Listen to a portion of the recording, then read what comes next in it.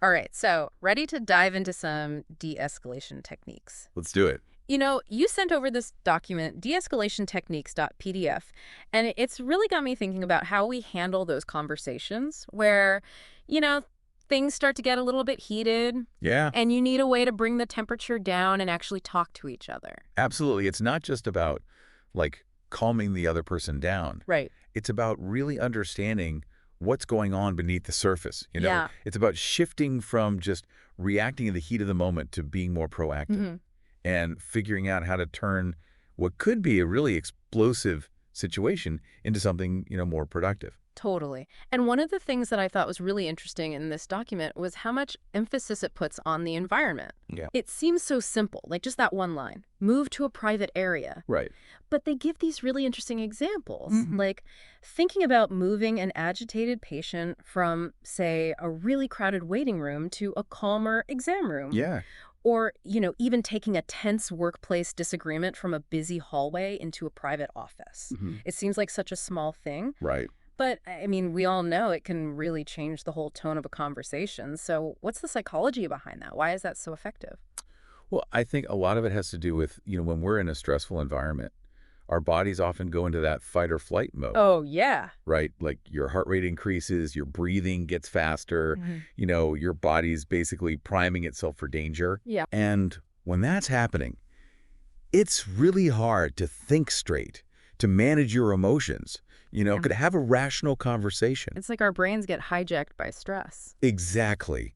Mhm. Exactly. So by moving to a more private, calmer space, you're basically giving the other person's nervous system a chance to kind of chill out a little bit, Right. to realize, okay, I'm not in immediate danger. hmm And that can make a huge difference in their ability to actually hear what you're saying. It's like you're hitting the reset button on that fight or flight response. Exactly.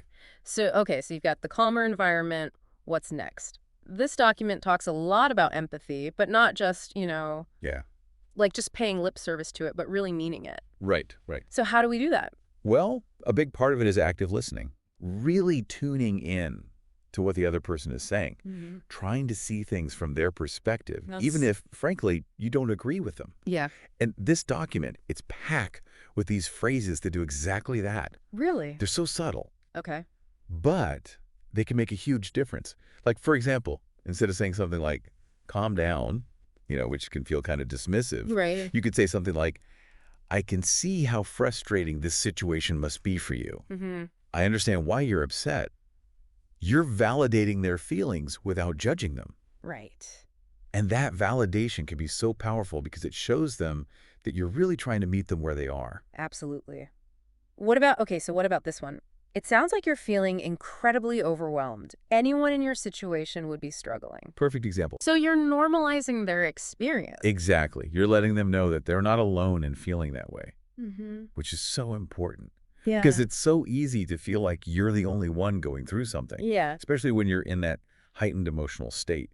It's funny because, we were just talking about creating a calming environment, and it made me realize it's not just about the physical space. It's the space you create with your own, like, body language. Yeah. And this document really emphasizes that, respecting personal space, keeping your tone and body language neutral. It's amazing how much those things can either escalate or de-escalate a situation. Oh, yeah. I mean, nobody wants to feel like they're being cornered or interrogated. And, if someone is standing too close or they're using really aggressive body language, like our instincts tell us to be wary of that. Right. Like our internal alarm bells start going off. Totally. And so this document talks about maintaining a comfortable distance, avoiding any sudden movements, keeping your hands visible. It seems so obvious, but.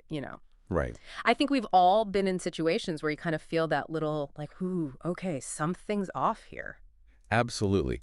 And especially, it all goes back to that fight or flight response we were talking about. Yeah. When someone's in that state, their brain is on high alert. It's scanning for any potential threat. Right. So even if your words are saying, I'm here to help, if you're approaching them with your arms crossed or you're speaking in a sharp tone, Exactly. their brain is interpreting that as aggression. Exactly. It's not just what you say, It's how you say it and how you hold yourself while you're saying it. You've got it. It's about congruence. Yeah. Your words, tone, and body language all have to be sending that same message of calmness and respect, which of course is easier said than done when somebody is like really fired up. Right. And I feel like almost our instinct is to sort of mirror that energy, to get defensive or even like match their volume. Ugh, I know I've been guilty of that. Oh, absolutely. It's totally natural. It's a primal response to feeling threatened. Yeah. But, the thing is, when you react defensively or aggressively, it usually just throws more fuel on the fire. Oh, it totally does. It just confirms the other person's suspicions that you're not on their side. And that's where this next section, avoid overreacting, I think is so important, because this is where those de-escalation skills really get put to the test, Yes. It's about resisting that urge to fight fire with fire and choosing a different path, one that leads to de-escalation. So let's just say, hypothetically speaking, someone is yelling, maybe even throwing in a few, colorful metaphors about my ancestry. What's the best way to handle that? Like, how do you not take the bait? Well, it goes back to remembering that fight or flight Yeah. response. When someone's yelling at you, it's so easy to get triggered and to react defensively. But the document really stresses the importance of staying composed, even when it feels like you're dealing with, a Category 5 hurricane of emotions. Right. You're the eye of the storm. Yes. Like you're calm and centered, even though everything around you feels chaotic. Exactly. I mean, that takes a lot of self-awareness and emotional regulation. I feel like that takes serious practice. It does. You're absolutely right. But the document gives you some really, really helpful tips for how to stay grounded in those moments, like taking a deep breath before you respond, or even speaking more slowly and softly than you normally would, because those subtle cues, they're signaling to the other person, but they're also signaling to your own nervous system, okay, I'm not a threat. Yeah. It's like instead of mirroring their agitation, you're modeling calmness, Exactly. which can be incredibly disarming. It can. And that's, I think, going back to that thing of you're not trying to win an argument here. You're trying to create a space where a productive conversation can even happen. Absolutely. It's like that saying, you can't reason with a hurricane. You kind of just have to wait for it to pass, and then you can start picking up the pieces. Right. But in the meantime, you're not adding any more fuel to the fire. And instead of arguing back, you can just acknowledge their feelings without actually engaging in the argument itself. Like, I understand you're angry, but right now we need to focus on finding a solution or something like that. That's a great example. You're not dismissing their anger, Right. but you're also not letting it totally derail the conversation. And I think that's where it gets really interesting, because I think often when someone is that escalated, the anger is really just a symptom of something deeper going on. So before the break, we were talking about staying calm in the face of, like a metaphorical hurricane of emotions. And it really got me thinking about how much of de-escalation is about really understanding what's driving those really intense emotions in the first place. Which brings us to focusing on the thoughts behind the feelings. Right. This is where we shift from just acknowledging someone's feelings to like actually trying to get to the root of their distress. Absolutely. It's like peeling back the layers of an onion. Right. Hopefully without the tears. Exactly. But, and what I love about how this document approaches it is it's not about bombarding someone with questions. Right. It's about asking the right questions. Yes. Open-ended questions that really encourage them to share their perspective and feel heard. It's not an interrogation. Right. It's an invitation. Yes, exactly. And they give this great example in here. Instead of saying, are you upset? Right. Which can feel, again, very pointed. Yes. Almost accusatory. Yeah. You could say, tell me more about what led to you feeling this way. Exactly. Right. Yeah. One makes them feel defensive.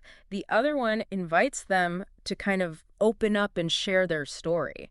Because oftentimes just having the opportunity to share what's really going on can be incredibly de-escalating in itself. Totally. It's like that feeling of finally being heard after you've been, like shouting into a void. Exactly. Exactly. And then the document also talks about the power of paraphrasing. Yes. Which I think is so important because it shows, again, that you're really listening, that you're making an effort to understand their perspective. So you might say something like, okay, so if I'm hearing you correctly, it sounds like you're worried that if we don't address X, then Y is going to happen. Is that right? So you're not just like, parrot what they said, but you're really trying to get to the heart of like, what is it that they're concerned about. And it gives them a chance to correct you if you've misunderstood something, which is so important in, you know, Oh, totally. preventing things from escalating further. It's like you're both on the same team trying to understand a shared problem. Exactly. It's about shifting from that me versus you to us working together. Yes, 100%. And it makes me think about something else that was in this document that I thought was really insightful, which is this idea of identifying shared goals as a way to kind of navigate difficult conversations. Hmm. So it's about finding that common ground, Right. that shared objective, which could be as simple as, look, it seems like we both want to find a solution that works for everyone. And even if you disagree on the how, acknowledging that you share the same goal can really change the tone of the conversation. Because it takes the focus off of, like, winning, or being right. Totally. And it puts it on, Collaborative. collaborating, Yeah. problem solving. Yes.